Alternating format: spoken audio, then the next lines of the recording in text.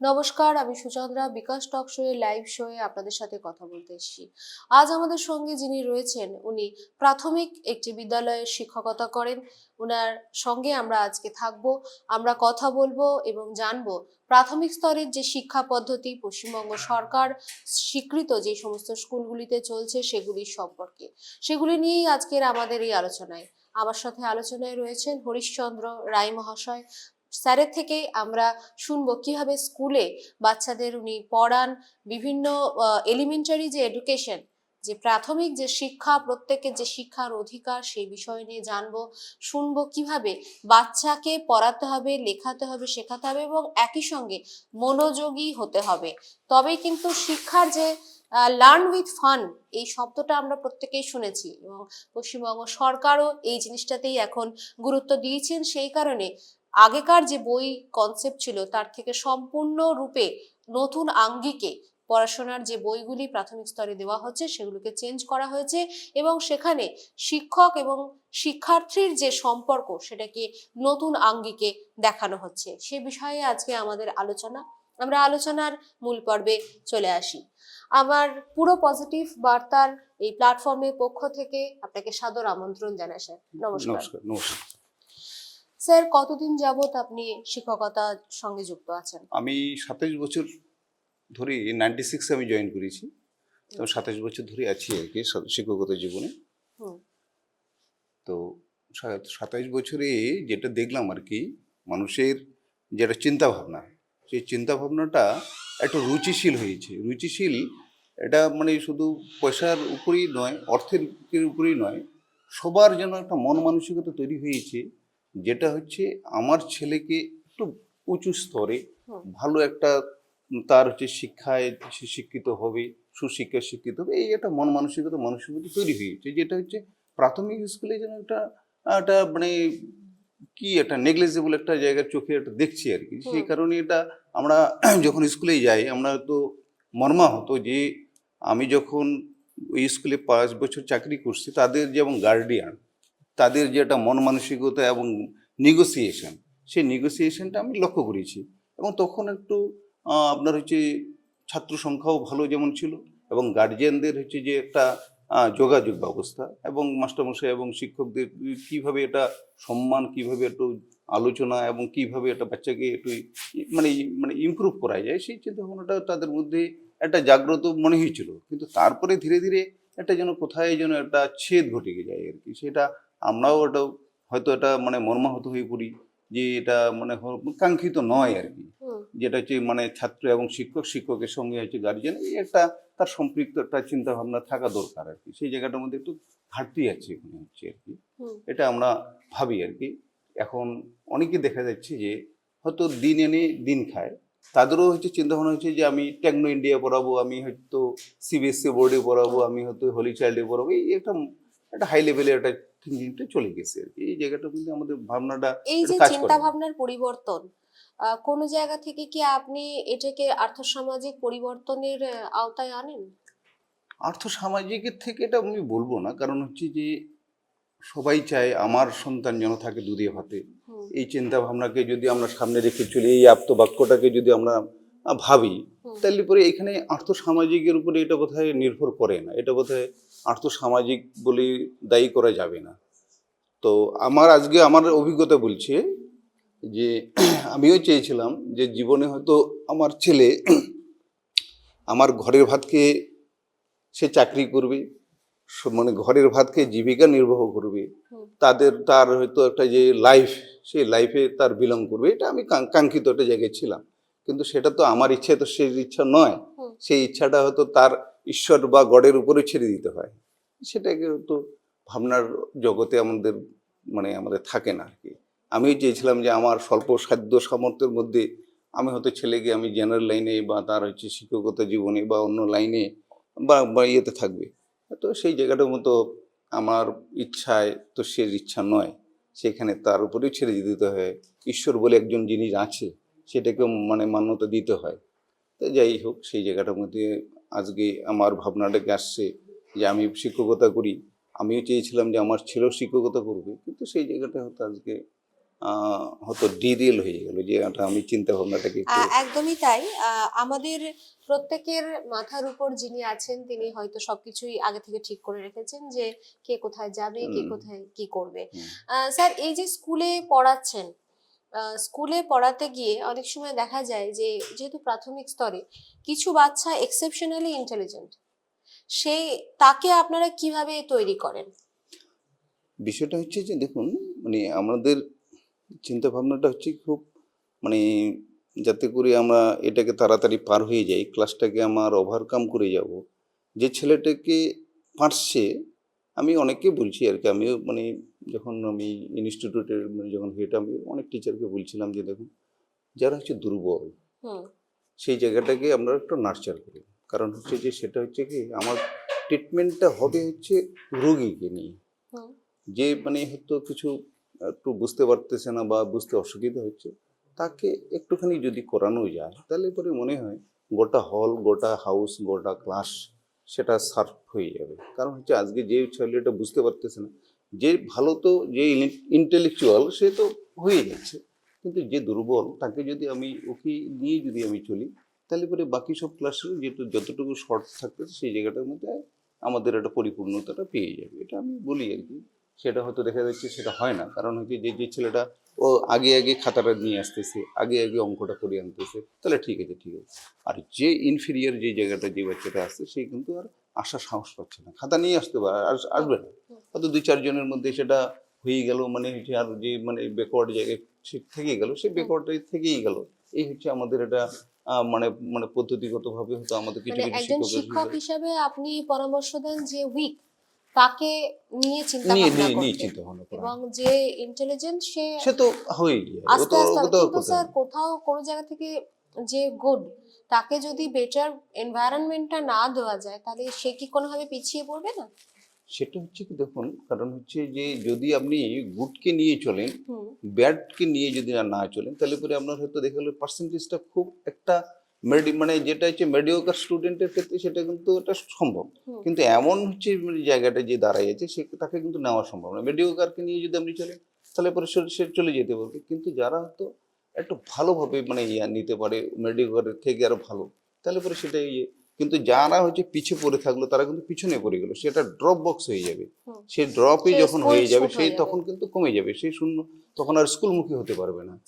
এই হচ্ছে তার এই জায়গাটার মধ্যে আমাদের হচ্ছে মানে যে চিন্তা ভাবনাটা, সেই হুম চিন্তা ভাবনাটা আমাদের ওই যে যেটা বললাম, আমাদের অনেক টিচার হয়তো ভাবে যে এরকম ব্যাপার, আমার হচ্ছে ওই ভালো ছেলেটাকে নিয়ে আমি চলতেছি, হুম আবার ওই যারা হচ্ছে মাঝখানে যারা থাকলো তাদেরকে আমরা হয়তো মানে এলো হয়ে গেলাম। হুম সেই জায়গাটার মধ্যে আরো খারাপ যারা আছে তাদেরকে নিয়ে যদি আমরা মানে এভারেজ জায়গাটা কিন্তু মার খেয়ে যায় আর কি। আমরা যদি যাই হোক আচ্ছা। যে জায়গাটা থেকে ধরে নেওয়া যায়, এবার যেটা হচ্ছে সিলেবাসেও শেষ করা যাবে না, হুম। হয়তো দেখা যায়। স্যার, এই মুহূর্তে অ্যাবাকাস হুম, এটা একটা ভীষণ ট্রেন্ড, অনেকে হুম, বাইরে গিয়েও এর হুম, কোচিং হুম, নেয়। হুম, কিন্তু গভর্নমেন্ট সমস্ত স্কুলে এর পরিকাঠামো থাকে এবং তাদের যে বইগুলি, হুম, সেই বইয়েতেও বর্তমানে এগুলো কি পাঠ্যপুস্তকেও ইনক্লুড করা হয়েছে। করা হয়েছে। তো সেইগুলো আপনারা কিভাবে মজার ছলে ফান উইথ লার্ন যেটা আমি বলছিলাম সেটা করেন?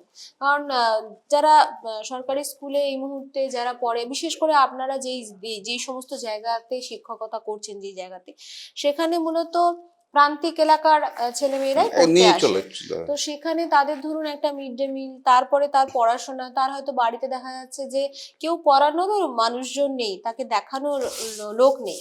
তো সেই ক্ষেত্রে ক্লাসরুমের পড়াটাই কিন্তু তার শেষ পড়া। তো সেই জায়গাটা কিভাবে ম্যানেজ করেন?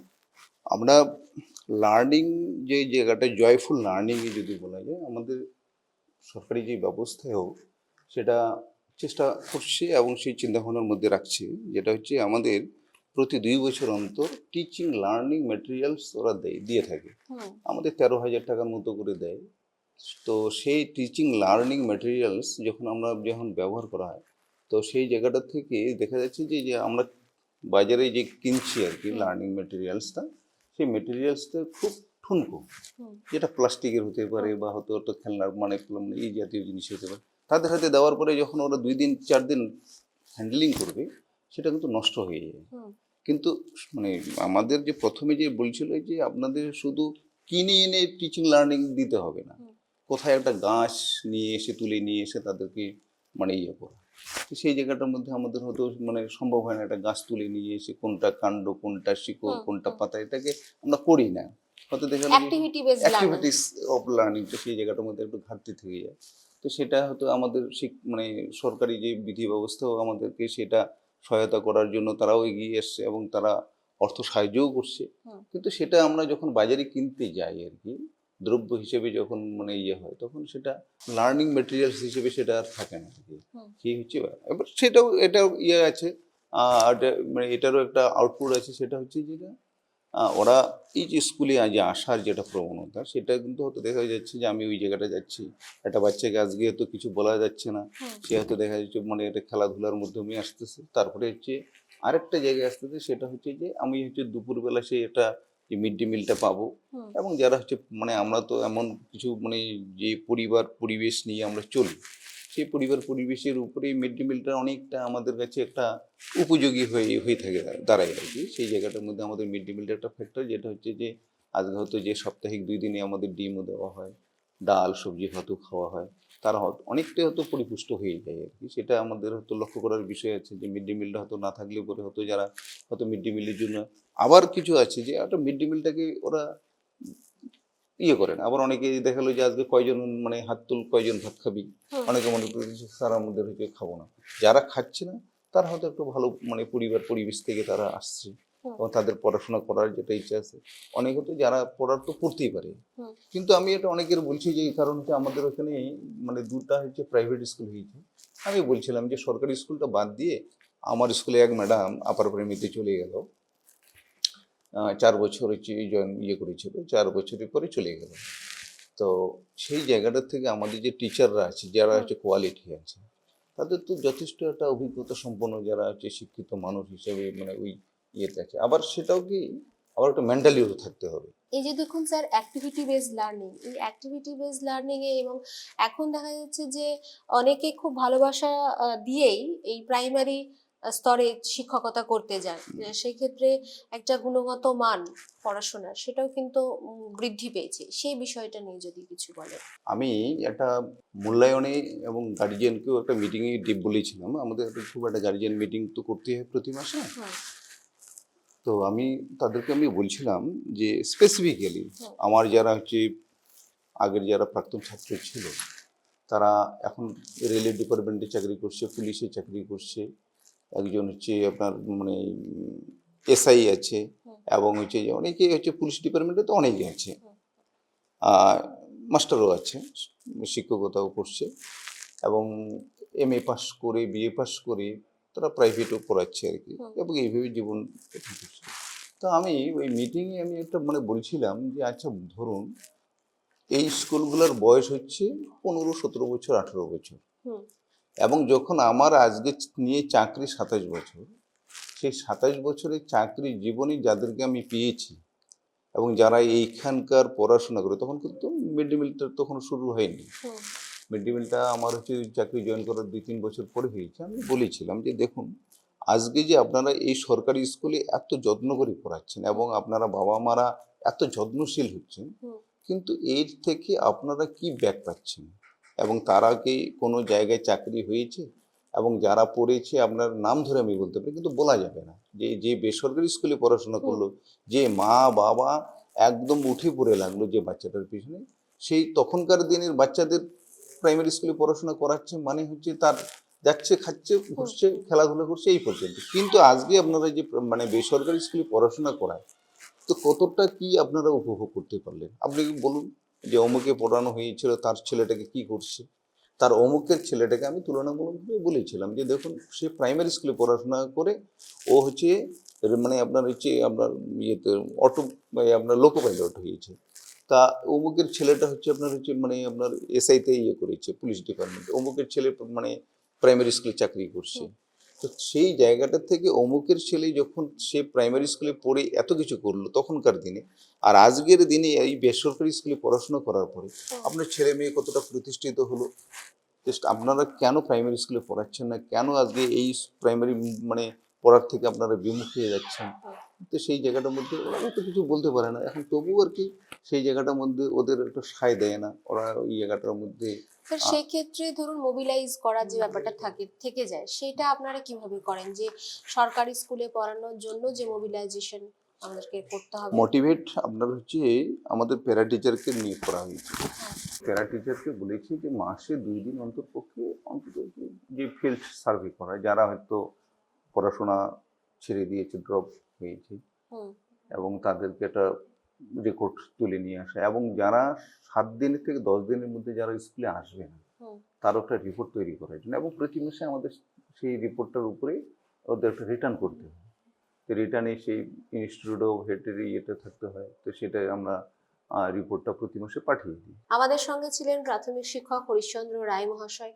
ওনার থেকে আমরা শুনলাম যে প্রাথমিক বিদ্যালয়, সরকার স্বীকৃত যে সমস্ত প্রাথমিক বিদ্যালয়গুলি রয়েছে সেখানে রয়েছে উন্নত মানের শিক্ষক মণ্ডলী, একই সাথে সেখানে প্যারা টিচাররাও কাজ করছেন, যারা বিভিন্ন যারা স্কুল থেকে পড়তে পারে না, প্রান্তিক এলাকার যে সমস্ত বাচ্চারা স্কুল ছেড়ে দেয় হয়তো পরিবারের চাপে পড়ে বা সাস্টেনেবল যে ডেভেলপমেন্ট সেই জায়গার কোনো একটা তাগিদ থেকেই হয়তো তারা চলে যাচ্ছে, স্কুল ছেড়ে দিচ্ছে, তো তাদেরকে জোগাড় করে নিয়ে আসার মতন পরিকাঠামো রয়েছে প্রাথমিক স্কুলগুলিতে। একই সাথে মিড ডে মিল যে সুযোগ সুবিধা সরকার দিচ্ছে, তার সাথে পড়াগুলি রয়েছে, বইগুলি যে তৈরি করা হয়েছে সেগুলি প্রত্যেকটি থাকে অ্যাক্টিভিটি বেসড লার্নিং।